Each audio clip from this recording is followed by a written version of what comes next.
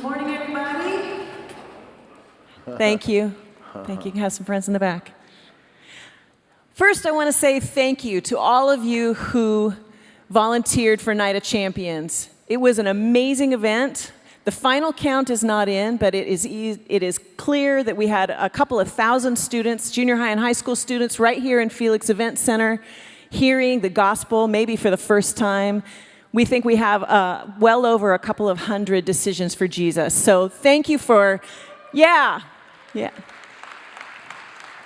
Thank you for volunteering. Thank you for being part. And please keep these students in prayer because this is, it's an amazing journey that we're on. Well, today we start Welcome Week. So our sermons throughout this week are going to focus on wellness in some way. And this morning I have an amazing opportunity. It's not very often that I get to have one of my friends here. And this person I have known for the last several years. He's a pastor, he's been a teacher, he's been a counselor, and right now he is a speaker, speaking over 300 times a year to students and corporations and groups, all who want to hear and learn about this topic. And so I'm not even going to give away what the topic is. If you didn't read This Week in Chapel, you won't know, so you're ready for a surprise. But what I do know is that he wants to have you involved in this. So this is going to be a little different than what we're used to. He's going to want you to be interactive. So give it up for my friend, Ray Lozano. Good job, Kai. Thanks. Wow. Good morning, you guys. How are you this morning? Good. I am so excited to be talking to college students. I'm normally talking to junior high, high school kids. So if at any point any of you want to text or talk or make out, feel free. Go ahead. It will not mess me up. So yeah. My name is Ray Lozano. I do get to travel all across the nation talking to kids about drugs and alcohol. I am a drug and alcohol counselor for the state of California and a drug and alcohol prevention specialist. And how many of you have ever sat through those really boring drug presentations? Who sat through those before, right? Yeah. I look at high school kids in those boring drug presentations. They all have the same look on their face, like, oh, I wish I was on drugs right now to somehow get through this. You know, so I thought, let's make this information interesting. Let's make it fun to learn. I come from a non-use background. What that means is I've never been drunk, never smoked a cigarette, never tried weed or anything like that. But I came from a family that was crazy when it came to drugs and alcohol. I'm the baby of the family. Between me and my sister's 7 years. Between me and my brother's 14 years. Between me and my oldest brother is 17 years. So when I was 5, my oldest brother was 22. Let me tell you what my family looked like when I was growing up. At age 5, my very first memory was watching my 22-year-old brother go to prison because he'd been smuggling heroin in from Mexico into the United States. Got busted at the border. My mom was pleading for his life. That never helps. He got sent to Terminal Island for smuggling heroin into the United States. That's where my brother met the Lord and started to change our family. My dad was a fighter when he drank. Man, you put a couple beers in him, he was ready to beat up everybody. My brother was a fighter as well. And so whenever they would get together and drink, there was usually this big, huge fight that would take place. One of the big fights that took place near the end right there, the fight was so bad in the garage, my brother pulled a knife, tried to stab my dad. My dad took the knife away from him, kicked him out of the house, said, you know, I don't want to see you anymore. That was my brother. My sister has done so much meth, they can't put teeth in her mouth anymore. How many of you guys have ever heard of a term called meth mouth? Who's heard of this before? Oh, quite a few of you, yeah. That's where you have done so much meth, they can't put teeth in your mouth. My sister's only 59 years old. Everything she eats is either through a straw or in baby food form. Now, I don't know about you, but being Hispanic, man, that was weird at Christmas time. I had to make her a tamale smoothie. There you go, sister. Want some frijoles in that? Right? Yeah. I love that joke because some of you are like, do I laugh? Do I not laugh? He's making fun of us. What do I do? She said it was okay. My mom was the weird kind of alcoholic.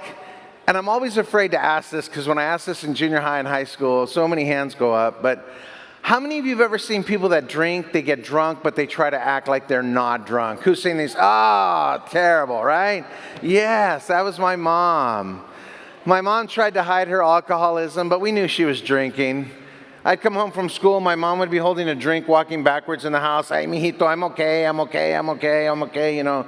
And I look at her like, Mom, you're not okay. You're doing Michael Jackson right now. You're not good, you know. She tried to hide all her little alcoholism, but we knew she was drinking. She had all these little secret recipes like margarita meatloaf, tequila tacos.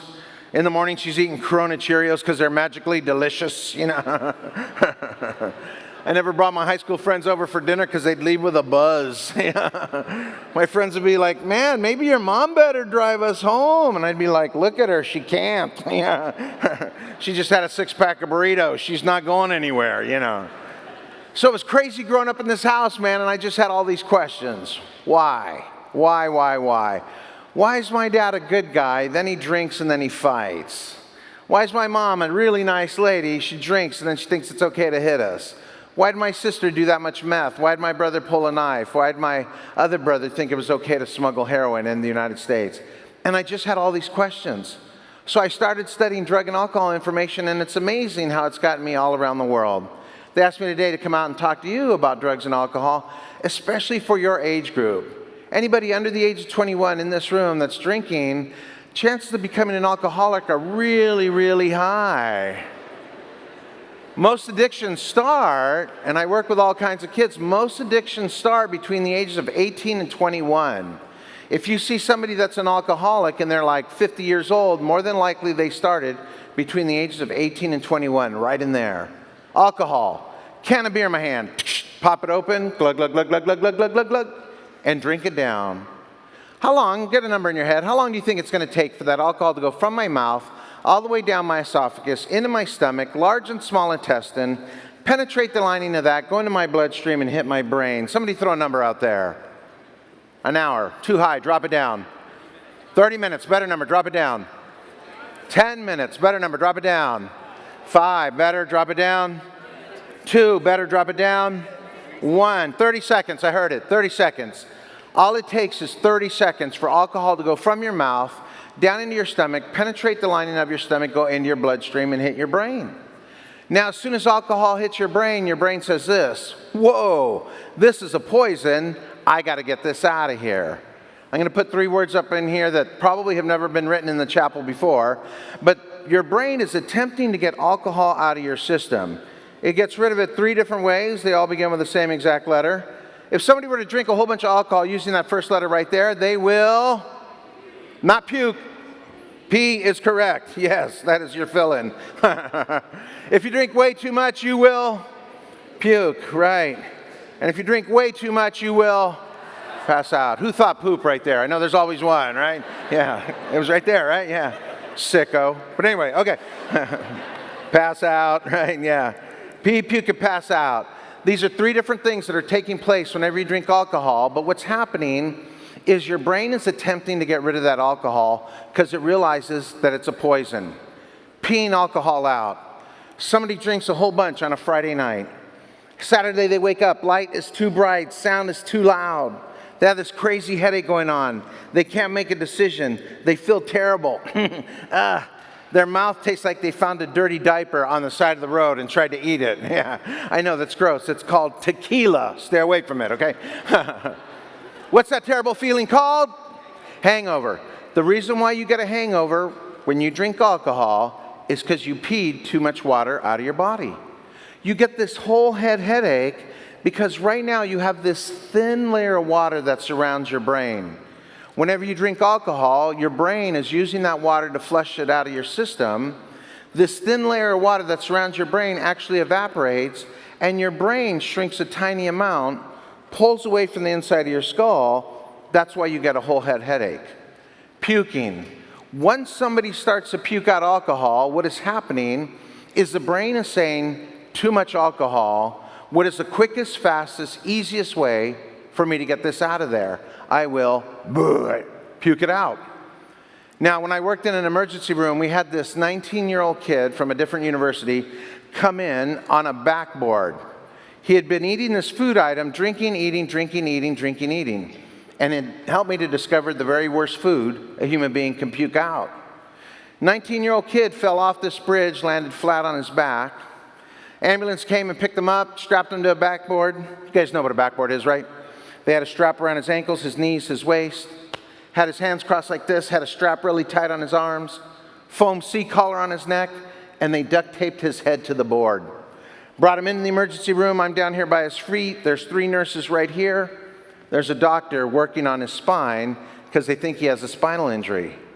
19-year-old kid laying flat on his back looks up at the doctor and he starts screaming, "I'm gonna puke, I'm gonna puke." Doctor says, "Good, man, let's get that alcohol out of you." He goes, "I don't want to puke." Doctor looked at him and said, "Why?" He looks up all nervous and he says, "'Cause I'm laying on my back." Doctor said, "Don't worry about that." 3 nurses grab this backboard and they slide it right up to the edge of the bed and they lock it in these hooks. Then they tilt the board up. They don't tilt it up this way. They tilt it up this way, sideways. I'm watching a 19-year-old kid getting ready to puke. This nurse slides this huge garbage can underneath him. 19-year-old kid looks all scared. He goes, "I'm gonna puke." Doctor says, "Good, let's get that alcohol out of you." He goes, "I don't want to puke." Doctor looks at him and says, "Why?" He goes, "'Cause I've been eating Worst thing to vomit out of your mouth and nose? Flaming hot Cheetos. Yeah, right? I'm watching this 19-year-old kid vomit flaming hot Cheetos and alcohol into a garbage can. I shouldn't tell this part of the story, but the only thing I could think of in that life or death situation right then was, dang, wish I had my phone. Because I would have videoed this whole thing. Would have stuck it up on YouTube, but I would have run the video backwards so you know what it would have looked like, right? I would have called it Taste the Rainbow. Last part of your brain, once somebody passes out, this is the brain going into a safety mode. What it's saying is I have to stop alcohol from coming in. I can't pee it out fast enough. I can't puke it out fast enough. I have to shut this machine off so you do not continue to drink. It's the final stage that the brain goes in to protect you from killing yourself. Once somebody passes out from alcohol, this is where it starts to get really detrimental. If somebody's been drinking just a tiny amount and they fall asleep and they have to pee or puke, they will wake up. If somebody passes out from alcohol and they have to pee or puke, they will not wake up. This is where bad things start to happen to people. Pee, puke, and pass out. 3 different things that are taking place inside your system. I know it's brain week out there. I saw that, so that's really cool. I'm going to attempt to draw. This is going to be a terrible drawing of your brain right here, okay? That's your brain. That's your spine right there. Make sure you get one. Okay. Very first part of your brain that gets affected whenever you drink alcohol is right here, right behind your right eye. Let me show you where that's at. Everybody hold up your hand like this. Hold up your finger like this. Place it right above your right eye. Feel how that's kind of hard and kind of soft right there? If you were to go all the way back and touch your brain, don't do it. Super painful. Man, I'm at that elementary school where that one little boy can't sit still, you know, and I'm like, touch your brain. He's like, got an owie. Get the nurse. Okay, right behind your right eye right there is what's called the frontal lobe part of your brain. Now, that front part of your brain does not start working fully for all the young ladies in this room. Right around age 21 is where that frontal lobe starts working. For all the guys in the room, 23. Okay, so guys, you get 2 extra years of being crazy, okay? Now, that frontal lobe part of your brain, like I said, isn't even working if you're under the age of 21. A lot of it's working, but not fully. Let me show you the little piece of your brain that is working. I'm going to ask you a question. You guys give me an answer back, okay? The answer that you're going to shout back at me is going to come from right behind your right eye right there. Here we go. Get ready, okay? Ketchup ice cream, good or gross? Gross. And there's always one kid that says good, right? Probably the kid that said poop earlier, but yeah, I don't know. Yeah. Don't look in his lunchbox later. Tommy, what'd you bring for lunch? My favorite, peanut butter toad. Okay, yeah. Now, how many of you said gross to ketchup ice cream? How many of you never tasted ketchup ice cream or ever heard of it before? How do you know it's gross? Just sounds gross, right? This is the amazing thing about the brain. When I said the word ketchup right behind your right eye, it grabbed the flavor of ketchup. When I said the word ice cream, it grabbed whatever flavor ice cream you like, tried to stick it together, and it said gross, not going to work. This is an amazing thing that we have inside here. For human beings, it has to happen in here before it happens out there. For animals, it happens out there before it happens in here. The idea of the train was in somebody's head before it was a train. Airplane, inside somebody's head before it was an airplane. That cell phone you have in your pocket or in your hand was in somebody's head before it was an actual cell phone. So it has to happen in here before it happens out there. That's the part of the brain that is working. Here's a big chunk of your brain, for some of you under the age of 21, that's not quite working yet. How many of you in this room have recently done something unbelievably dangerous, crazy, or even stupid with your best friend? There you go, I see some hands, right? Yeah. How many of you, after you did that crazy thing, you looked at your best friend all excited and you said, oh man, we almost died, and you're like happy about that, right? Yeah, frontal lobe not working, right? Here's what this amazing part of our brain does. What that amazing part of our brain does right there is it helps us to predict the future, okay? Predict the future. All of us have the ability to predict the future. Let me give you a real simple example. Get ready. Here we go. Big, huge hill goes down like this. I am standing at the top of that hill wearing tennis shoes and a bathing suit. Don't picture that in your frontal lobe, okay? Your brain had to go, the beach and Chewbacca, right? Okay, here we go. Yeah, got a bandolier sunscreen. Okay, I'm at the top of this hill. Tell me what's going to happen. Left-hand side, my very best friend. Right-hand side, brand new shopping cart. Right? Yeah. I look at my best friend and I'm like, dude, I want to ride down this hill as quickly as I possibly can. My best friend looks at me all excited and he says, okay. So me and my little tennis shoes and bathing suit, I get in this shopping cart. My best friend grabs this shopping cart and he goes like this. He goes, all right, dude, here we go, get ready. 1,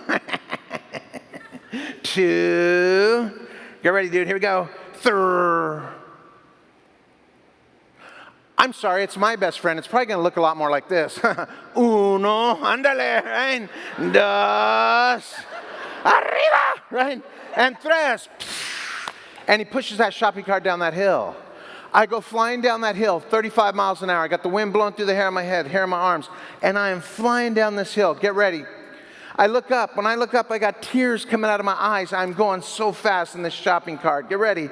When I look up, I see that there is a garbage truck parked in the bike lane. If I don't stop my little shopping cart, I will die. What you did right there is you predicted the future. Students, here's the problem with alcohol. For somebody my size, not your size, my size, all it takes is 2 beers within the course of an hour and I'm starting to lose that part of my brain. After 2 beers, I will not look drunk, I will not act drunk, I will not feel drunk. There'll be no outward signs of me being intoxicated. I'll walk a straight line, I'll still carry on a normal conversation, but what has happened inside my head is I have just lost the ability to make a quick decision. A lot of times it is a good quick decision. If I, and never do this, anybody under the age of 21 in here, if I gave you 2 beers, you'd walk straight, talk straight, carry on a normal conversation. I could put you in a shopping cart, no problem. Push you down that hill, no problem. Pop something up in front of you real quick, big problem. Like I said, the very first thing you lose is the ability to make a quick decision. A lot of times it is a good quick decision.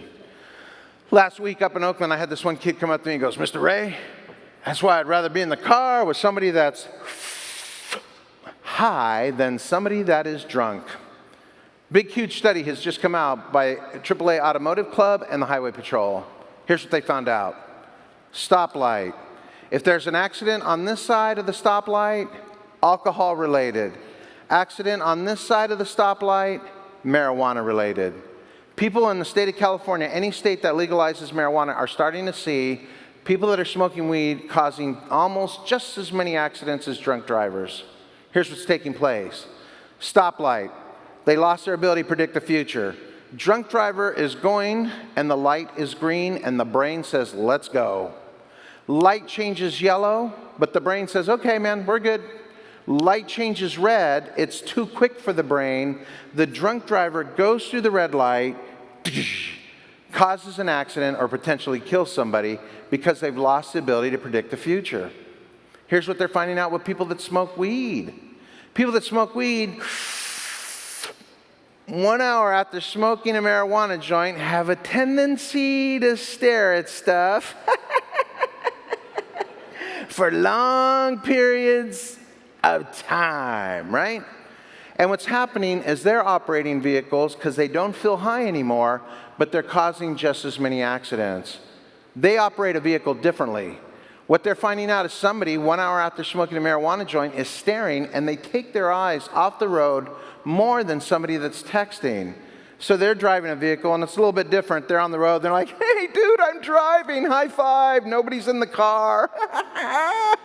And they're driving, and all of a sudden they see something like, shiny thing. Shiny thing. And then the munchies hit, and they're like, Burger King. Right? And they pull in. Dude with a crown. But what they're finding out is somebody who smokes weed is causing just as many accidents.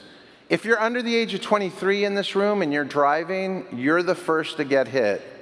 Any state that legalizes marijuana, what the insurance companies immediately do between the ages of 16 and 23 is they boost your car insurance rates. So you can watch those go up if you're in that category, even if you don't smoke.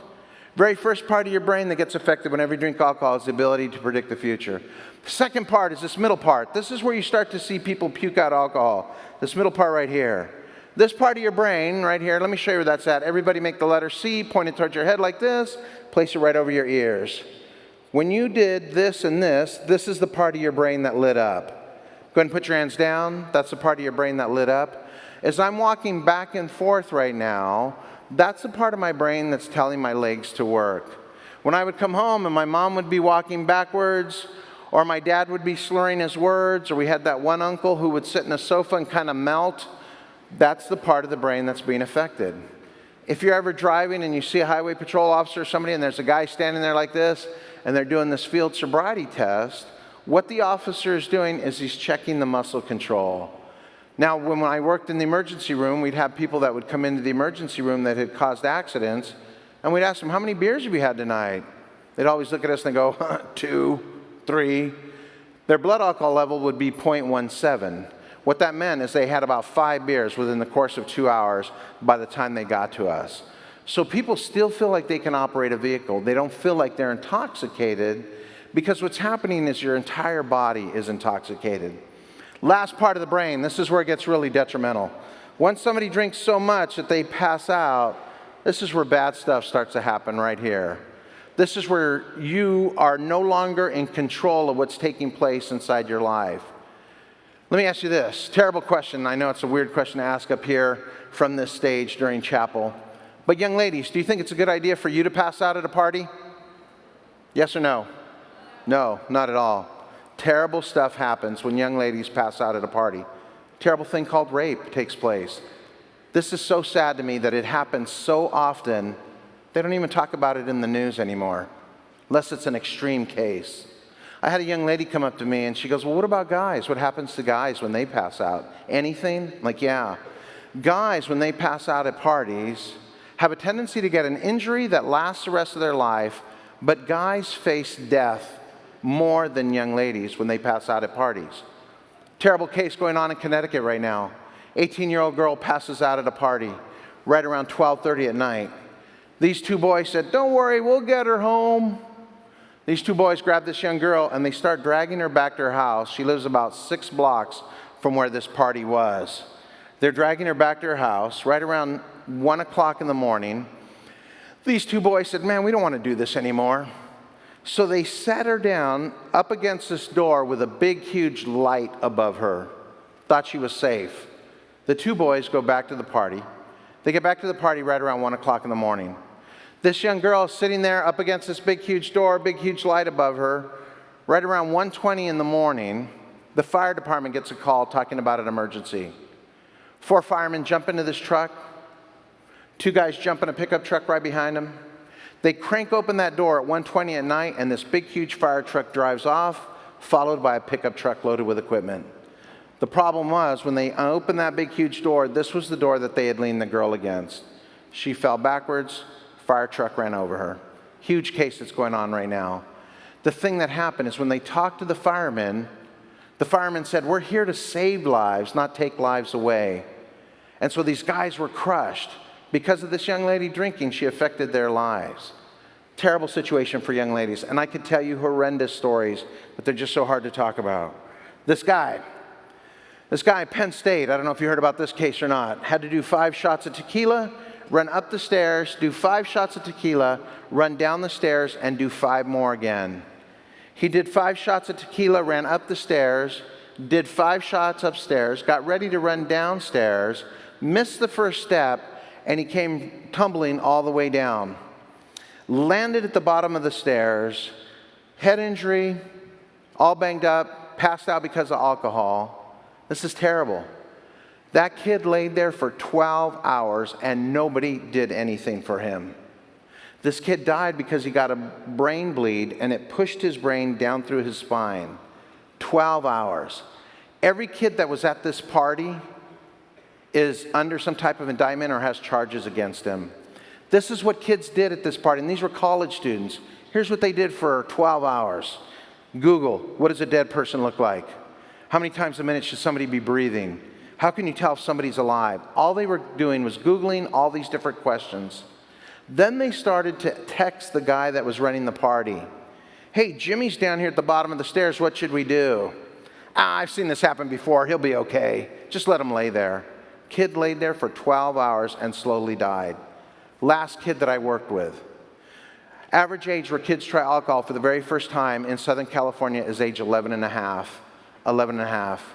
This young girl that I worked with, her parents didn't want her to drink. She'd been drinking for 3 years, but they didn't want her to drink. But the problem that she had is she had a friend, and her friend's mom said this, kids are going to drink anyway, might as well have them drink at our house. Terrible information. For anybody under the age of 21 in here drinking alcohol, you're putting yourself in a really dangerous position. This young girl, right around midnight, goes into this kitchen where these boys give her some Jell-O shots. 12:20, she feels like she's going to pass out. Let me ask you this, and every group always gets this right. This young lady's at a party getting ready to pass out. Do you think her friends helped her, or did they make fun of her? Made fun of her, exactly. Remember that. If you're in a situation and your friends are intoxicated, do you think they're going to help you or make fun of you? Make fun of you. This girl passed out, slid down. Right around 12:30, she died at this party. What her friends did to her at 12:45 is they stepped over her to get back in the living room. 12:45, 1 o'clock, 1:15, 1:30, 1:45, 2 o'clock, 2:15. This girl laid there for an hour and 45 minutes and nobody did anything. For you guys in this room, alcohol, marijuana, really detrimental for your system, especially under the age of 21. 5 questions and I'll get you guys out of here. 5 questions I want you to ask yourself or answer to yourself when I ask them to determine where you are, if you have an addiction yet or not. Now, if you answer yes to 1 question, you're on the road to an addiction. If you answer yes to 2 questions, it is a definite. The drug has taken over. You don't think it has, but it has. If you answer yes to 3 or just the last question, you have an addiction in your life. You're not seeing any problems. You're probably still getting good grades. Things are good. But that addiction will eventually come up. I worked with hundreds of kids. I had a kid the other day come up to me and go, I answered yes to all 5 of them, but I don't feel like I'm addicted. Like, it doesn't matter. I'm going to ask these questions. Please sit completely still. Don't go like this. Yeah, that's me. Don't nod your head. And especially don't go, dude, that's you, okay? Because I don't want to embarrass anybody. I just want you to determine where you are, okay? Yes or no, answer inside your head. Question number 1.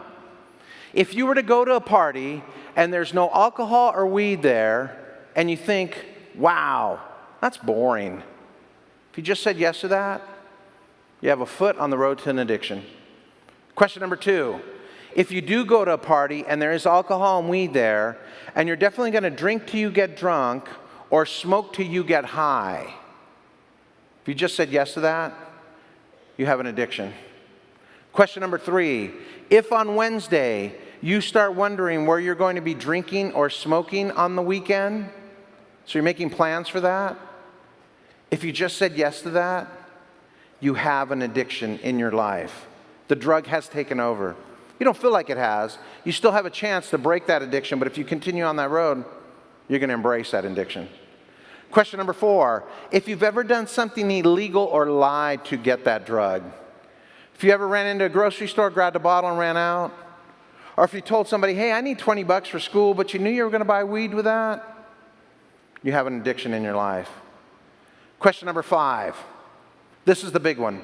If you've said no so far, but you say yes to this last one, this is a definite. If you've ever had somebody look at you and go, wow, man, you can really drink a lot or you can really smoke a lot, and you're a little bit proud of that fact, you have an addiction in your life. What that means is somewhere down the line, this drug is going to completely take over. I know some of you in this room are panicking. You're like, oh my gosh, I said yes to 3 or 4 of those questions. You still have an opportunity to stop. If you continue on, you're just going to embrace that addiction. Like I said, you don't see any problems right now. And I've had kids come up to me and said, I said yes to all 5, but I feel like I'm still in charge. You are not. For somebody under the age of 21 to become a full-blown alcoholic, all it takes is a matter of 1, 2, 3, 4, 5 months. That's it. 5 months of occasional drinking. Now that you know, if you're over the age of 21, you're going to fly to Vegas, drink everything they put in front of you, and you want to become an alcoholic, it's now going to take you 1, 2, 3, 4, 5.5 years, not months. The younger you are when you start doing a drug, the quicker you become addicted to it. You guys, my name is Ray Lozano. Thank you so much for this opportunity to speak to you guys today. Thank you.